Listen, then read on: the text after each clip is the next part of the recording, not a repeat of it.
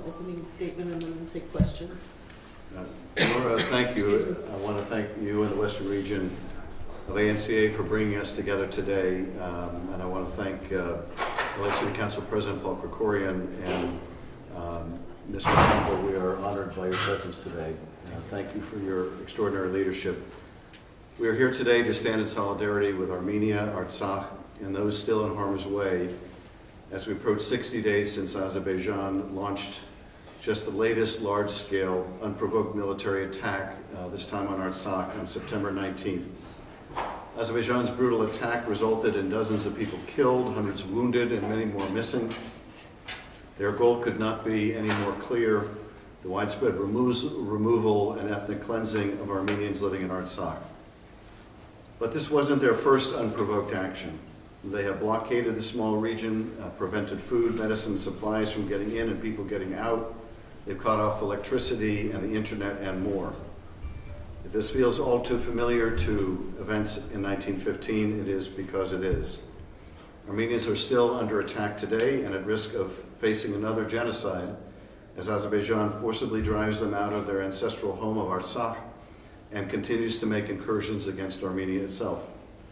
As a co-chair of the Congressional Caucus on Armenian issues, we have warned for months that Azerbaijan was implementing a genocidal campaign against the Armenian people of Nagorno-Karabakh in broad daylight. Unfortunately, the world has not paid attention to this brutality as it has other theaters of war. The Biden administration must act.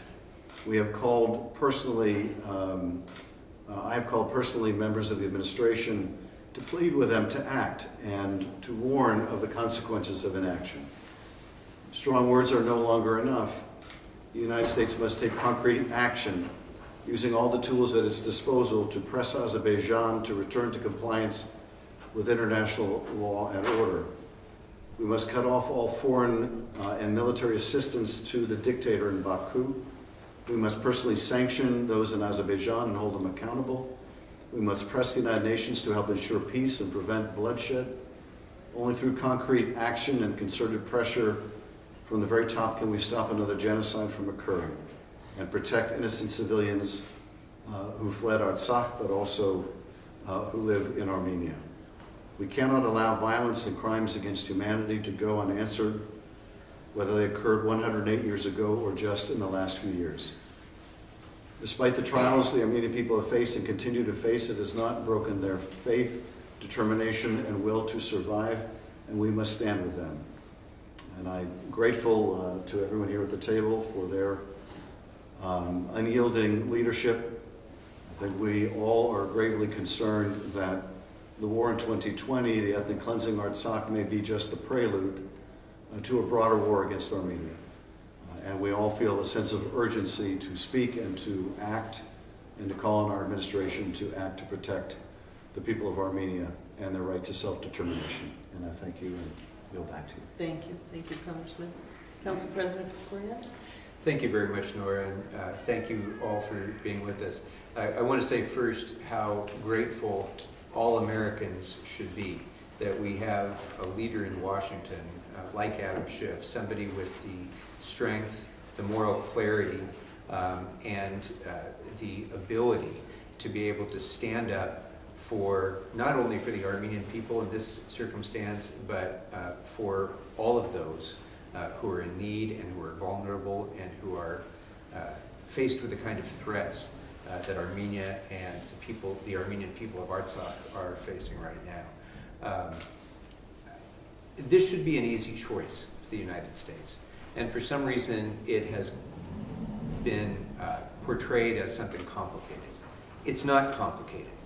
At the end of the Soviet Union, the Armenians of Artsakh, living in their ancestral land, the indigenous population that had been there for millennia, declared their independence from the Soviet Union and created a democratic nation.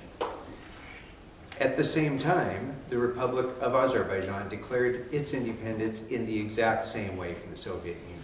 So these two states should be seen as being separate, sovereign, and independent. And yet, somehow, the butcher of Baku, Ilham Aliyev, has convinced people that there are realistic claims, genuine claims that Azerbaijan has to ignore the sovereignty of Artsakh while it demands recognition of the sovereignty of Azerbaijan. There is no legal foundation for this, there is no basis for this, and we should stand up for the people of Artsakh on that grounds alone. But if that were not enough, he's demonstrated his true stripes over the years by constant military threats, by constant bellicose statements, not only directed at Artsakh, but directed at Armenia itself. And those have been carried out over the last 3 years. The 2020 war, without provocation, led to the deaths of thousands of people, and the consummation of his plans for ethnic cleansing, which we have just seen over the last 2 months, make clear that this dictator, this hereditary dictator of Azerbaijan, who has no claim to authority other than his dad, the KGB agent of Azerbaijan, was the dictator of Azerbaijan. This man has made clear his genocidal intent and has executed his genocidal plan. And as a result, we have the complete ethnic cleansing of the Armenians of Artsakh out of their ancestral lands. That has been completed. Next will be his promised destruction of all traces of Armenian cultural heritage in the area, which he's already proven in Nakhichevan and other places, where he has claimed that ancient Armenian churches are not Armenian at all, where he has desecrated cemeteries, where he has encouraged his troops to take cultural treasures of the Armenian people and destroy and desecrate them. He teaches anti-Armenianism in his school. He teaches racism against Armenians as a fundamental state tenet in Azerbaijan. So this is a leader who has demonstrated every element of the kind of genocidal intent and action that we've seen every place that genocide has occurred in the world. And now we're seeing it unfold before our very eyes. So if the United States was not motivated simply by the fact that we should, consistent with our own values, stand up for a struggling democratic nation surrounded by enemies, if that wasn't enough, then certainly the occurrence of genocide should be enough for us to stand up and finally take the actions that Congressman Schiff just described. Cutting off aid, sanctioning the individuals involved, making sure that the world understands that we will not treat a pariah dictator like Aliyev as though he were a legitimate world leader. He's not. He is a thug, a committer of genocide, a committer of crimes against humanities, and he ought to be treated that way. So I'm hopeful that as we move forward, the world will understand the urgency that needs to be brought to this situation, because Aliyev will not stop with Artsakh. Aliyev has already declared that he will plant the flag of Azerbaijan in Republic Square in Yerevan. He has already declared that the southern portion of Armenia is technically Western Azerbaijan. When a dictator, especially a genocidal dictator, promises to take military action, promises to erase a people from a territory, we should take him at his word. And we should act accordingly to stop it before it happens. Thank you. Mr. Ocampo?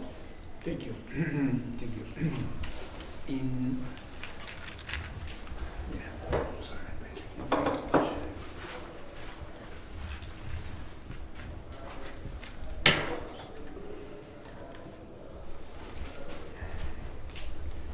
The 1915 Armenian massacre and the Holocaust produced in 1948 a treaty transforming genocide into a crime. The members of the treaty have the obligation to prevent genocide. That's why it's so important to label what happened today in Nagorno-Karabakh as genocide. It's not just because it's a genocide, but because it's triggering the obligation of states to act. What we can do, I think we should first focus on the release of the 55 hostages, the Baku hostages. They are victims of genocide. There is no judge in Azerbaijan who released them because the State Department in 2022 say there is no independent judges in Azerbaijan. In fact, they torture and kill prisoners. So there is no hopes for them in Azerbaijan who are taking them hostage. Why hostages? Because the message is, Armenians, don't try to come back to Nagorno-Karabakh. If you are here, you will be humiliated, incarcerated, or killed. That's the message. That's why they're hostages. Should be released. As he said, the Nagorno-Karabakh genocide is completed, and the threat is against Armenia. And that's why it's so important calling genocide. Because, for instance, Israel is providing weapons to Azerbaijan. And according to the treaty of genocide that Israel signed, he cannot assist a genocider. So that's why, for me, I know it's a legalistic point, saying it's a genocide, but has political consequences, not just for US, for others. And that's why I'm very glad to be here. I'm very glad the member of the House introduced this idea to push for releasing the 55 prisoners. I think it's unacceptable today that people that are victims of genocide are under Aliyev. They should be released immediately. Can we tell us more about your project? Yes. Well, thank you. We've introduced legislation demanding the release of the hostages, many of whom have been held since 2020, but others who have been captured and detained since. There have been terrible allegations and proof produced that prisoners being held by Azerbaijan have been tortured and murdered, and their bodies have been desecrated. And the exact number of those being held, we can't even tell with great confidence. And it's vitally important, I think, for the Congress administration to continue to put the release of these hostages front and center. And so our legislation reminds the administration and the Congress of their continued detention and calls for action. Yes. I think something interesting, I'm not Armenian. I was involved in this because some Armenian friend asked me my opinion, and I found, okay, this is a classic Lachin corridor blockade was one of the forms of genocide, because people believe genocide is just what happened in 1915. Well, no. In the same way, Hamas committed genocide on October 7th because the aim was to destroy the Israelis in Palestine. This genocide is smaller than 1915, but it's still a genocide. That's why, and it's so important, and I'm insisting on that, because for example, we don't need to discuss what happened with the apparently 55 people. 16 just arrested after September, the others 39 before. We don't need to discuss what they did because there's no justice independent to say, oh, no, it's a mistake. No, there's nothing like that. All these people are in jail as hostages. That's why the hostage is the right name. And I insist on the idea the member of the House, member of the city, talking about these issues. I was in Paris on Friday, I was in the European Union Parliament on Tuesday, and it's interesting how people who represent people who have representation, they talk openly about these issues. And people who are in the government believe they have to do geopolitical analysis. And therefore, okay, European Union is buying energy from Azerbaijan, with part of it smuggled from Russia, but because they're buying energy, it's enough justification. And in fact, when you see the numbers, it's a shame. The total import of oil from the European Union, from Azerbaijan, is 2.1%. The total gas import is 2.7%. So even the real economic interests are so low. I understand Israel is making money selling weapons, but now it's clear it's a genocide. Israel, which is a victim of genocide, and could be careful what they are doing in Gaza, because also could be genocide against Palestinians, Israel should not openly support Azerbaijan. So that's why, in order to organize the world, we need members of the House, city people, telling leading us, authorities leading us, They have no armies, they don't command soldiers, that's better. They have the truth. And the idea to have people in Los Angeles, people in Paris, in the European Union, in Washington, talking the same truth is the beginning of a new era. It's a new model to protect citizens all over the world. And I'm very glad to be part of this movement.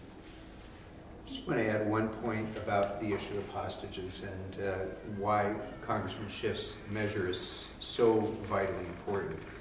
A lot of times, you know, people might say, well, we really don't know what's happening, we don't know whether they're being mistreated and so on.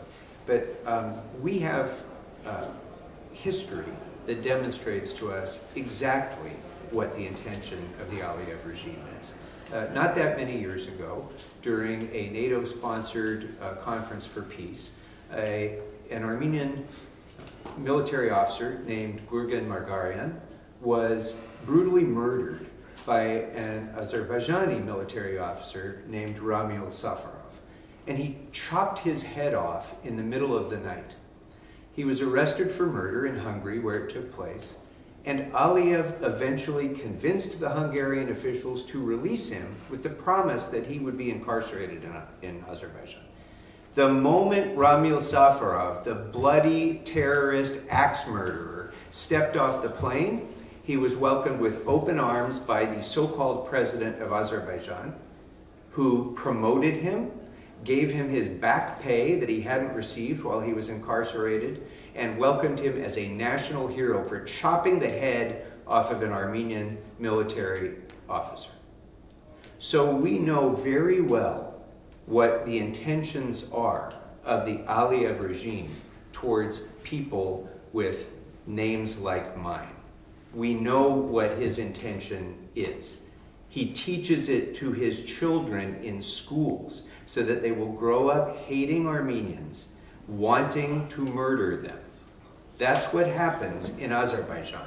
And if people don't start coming to grips with that fact and don't start understanding that that's exactly what's going on, then we're going to continue to make the same mistakes of this false equivalency of comparing the dictatorship of Azerbaijan with the democracy of Armenia, comparing the territorial expansionism of Azerbaijan with Armenia's right to self-defense. These are not close questions, and we have to start seeing it that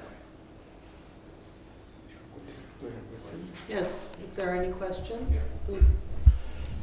Thank you for a detailed explanation and description about Azerbaijani government.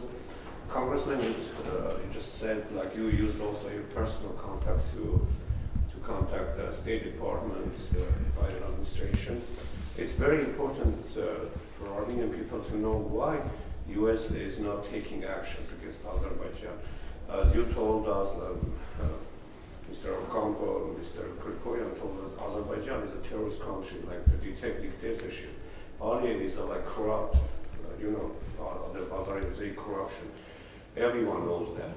But why is U.S. avoiding taking actions against Azerbaijan? Is it because U.S. government officials think they are not dictators? Is it because they don't think there was a genocide against Armenians?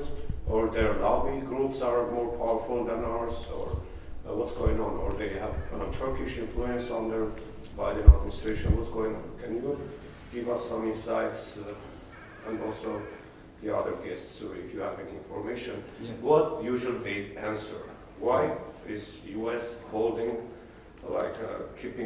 avoiding, let's say, avoiding any actions against the dictator? And also there is another thing, both Russia and Iran are under U.S. sanctions, right?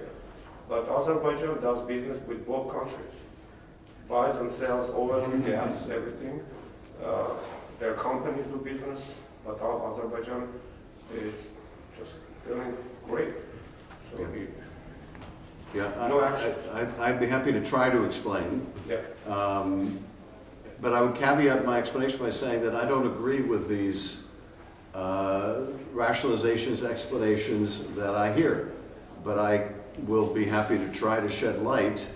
And I would just go back several years to the decades-long effort to get the administration, really any administration, Democratic or Republican, to recognize the Armenian genocide. The failure for many years up until President Biden recognized the genocide was not a failure to understand the facts of history. But President Reagan recognized, right? President Reagan made a statement about the genocide. President Biden, I think, was the first to make it an act of official recognition. All right. But nevertheless, and going back to the era of Reagan, we haven't been able to get the Congress on record.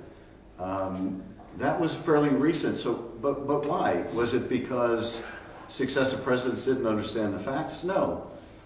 It was because the successive administrations viewed the geostrategic importance of Turkey as a higher priority than speaking the truth about genocide. And you know, my view and my argument during those years, as well as my colleagues, is that it's never in our national security interest to become complicit in the denial of genocide. And when we finally did recognize the genocide, the much feared consequences from Turkey never materialized. Indeed, when Europe recognized the genocide, there were no consequences to Europe either. Sometimes the United States is afraid of its own power and underestimates its ability to influence circumstances in other parts of the world. But I see the same thing and have seen the same thing with Azerbaijan. For years leading up to 2020, as Paul was alluding to, what we would hear from the State Department when Azerbaijan would initiate violence along the line of contact was merely calls for both sides to refrain from violence. Well, there was only one side that was the aggressor.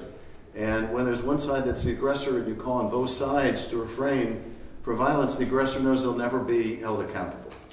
And many of us warned that this policy of moral equivalence, of false equivalence, was going to lead to disaster, and it did in 2020. And nevertheless, after 2020, the administration really didn't change.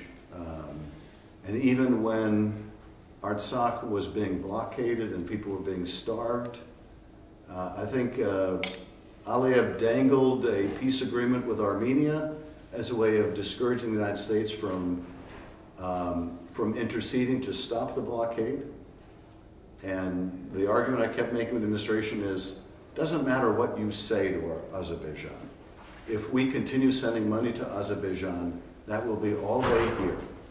And so I think the consequences were all too predictable. Can you explain more? What money is sending to Azerbaijan? We have sent hundreds of millions of dollars to Azerbaijan. On what basis? It has been designed ostensibly to help, for example, Azerbaijan interdict drugs coming in from Iran, for border security, for supposedly anti-terrorist support. It is not designed to facilitate their invasion of their neighbor, but money is fungible. Yeah. But even more, Azerbaijan didn't need the money. They have plenty of petroleum wealth. But I think the short answer to your question is the United States has always exaggerated the strategic importance of Azerbaijan as some kind of a buffer with Russia or Iran, and it has caused us to act against our values, to be unwilling to defend human rights, and the result of which, the most recent result of which, was the ethnic cleansing of 120,000 Armenians. Yeah, if I may add to that. Sure. If you read Samantha Power's book, Yeah, I read. you learn that U.S. in the 80s was giving money to Saddam Hussein. Why? Giving money to Saddam Hussein? Because he was the enemy of Iran.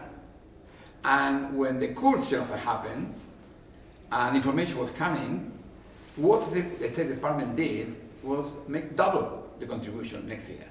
So it's a constant. I believe people in the State Department or in the administrations believe genocide is just something superfluous, not really relevant, and they focus on short-term political interests, like attacking Iran. And we are not learning the lessons, no? The cost of Saddam Hussein being supported was two wars, no? And so we are not understanding. For me, I never studied international relations officially. I learned by doing. I cannot believe how primitive is the analysis of international relations. How we cannot see that the mistakes, which is the providing money to Aliyev, is equal to providing money to Saddam Hussein. The same. Even worse. We are not learning. Yeah. Any other questions? Go ahead. Me?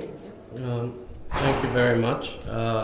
My question is primarily to Representative Schiff and also partially to Council President Krekorian. In the aftermath of the Hamas's heinous attacks against Israel, we saw the Biden administration rush to put together a funding request of about $106 billion to partially support efforts in Ukraine, support efforts in Israel and Palestine, and also partially to provide humanitarian assistance. While in the aftermath of the Second Armenian Genocide in Artsakh, we witnessed Samantha Power, USAID Administrator Power, and Under Secretary of State Yuri Kim visit Armenia and pledge or allocate $11.5 million. What can the Armenian caucus members in Congress do to ensure that within the $106 billion being requested by the administration, there's at least ANCA Western Region has been calling for $750 million in assistance to support not only the 120,000 that were ethnically cleansed and deported recently, but as we remember, since in the aftermath of the 2020 war, there were 30,000 people who were also displaced from other regions of Nagorno-Karabakh. And in the same vein, I guess my question to Council President Krekorian is, because LA is a sister city with Yerevan, where at least 50,000 of the Artsakh refugees are currently residing, what can Los Angeles do to potentially support the refugees that are currently residing in Yerevan? With respect to your first question, just last week, members of the California delegation met with a representative of the administration to talk about the emergency appropriations, the supplemental appropriations. And I used that occasion to urge that in addition to providing aid to Israel and aid to Ukraine, we provide aid to Armenia. And I brought up exactly the illustration that you mentioned, which was that Samantha Power on her trip announced $11,000 in aid. And I raised 11 million. 11 million. 11.5 million. You said thousand. Very similar. Seemed like 11,000. Yeah. 11 million in aid. And I was very blunt about how dramatically inadequate that was. It's not the first time I have raised this point and urged that we provide assistance to Armenia. More broadly, Armenia, I think, has wanted for some time to more closely align itself with the United States and move away from its alignment with Russia. We should welcome that. But Armenia has been so dependent, or at least it believed it could rely on Russia for its security. That proved all too horribly illusory in Artsakh. We're making the case, both individual members of the California delegation, because we have such a large community in California, but also as the Armenian caucus. And so we're doing exactly what you described, and that is we are fighting to include aid to Armenia in that supplemental. Thank you.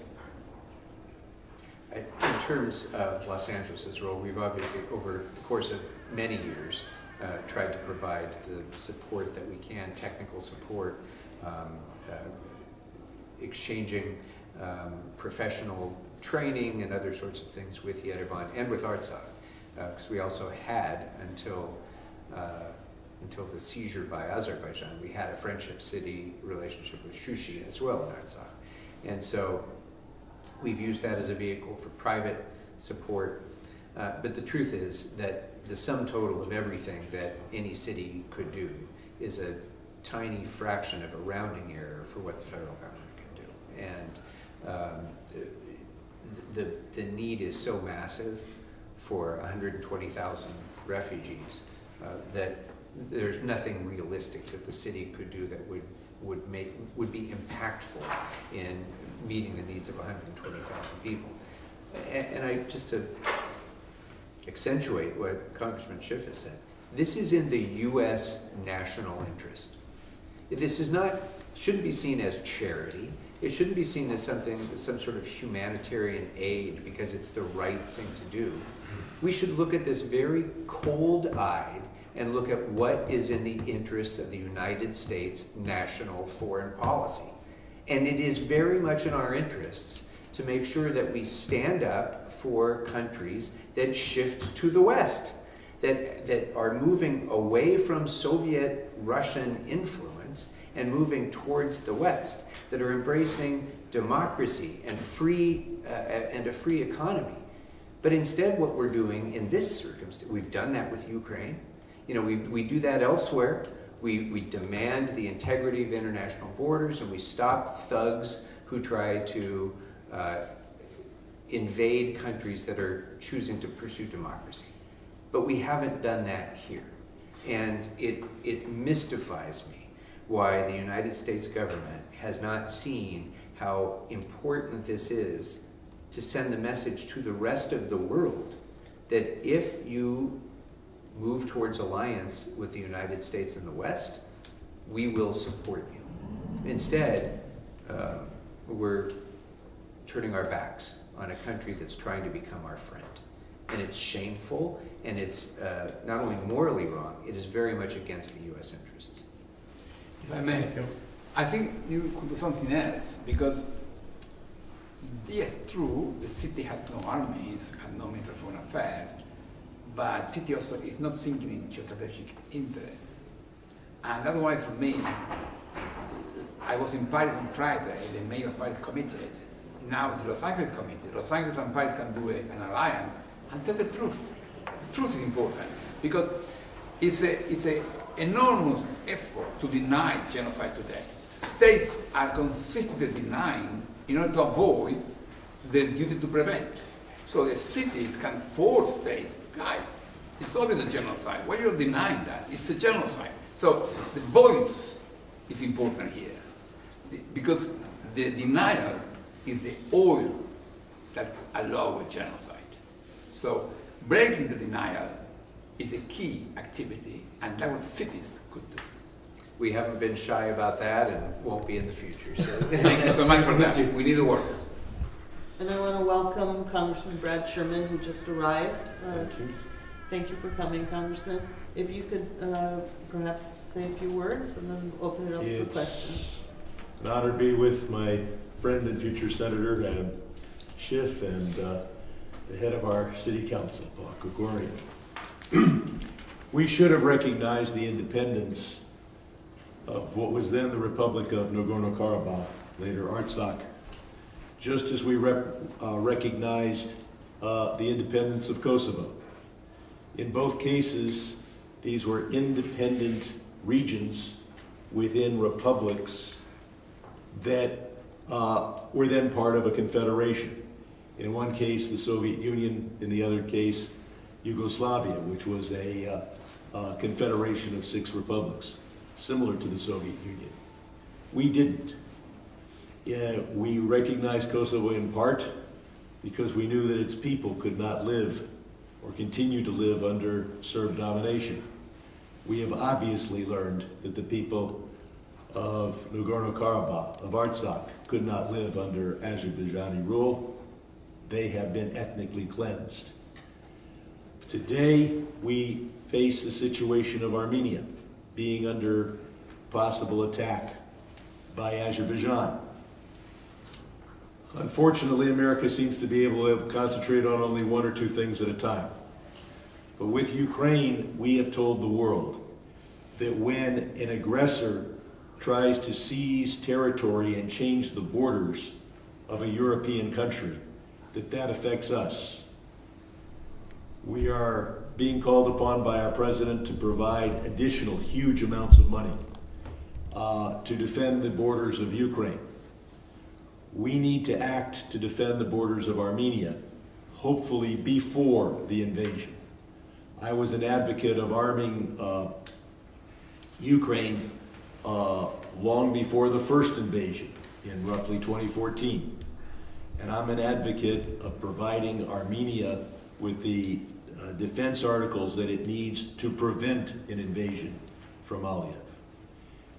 We are working on a supplemental appropriation to deal with the great conflicts in the world. This should be included.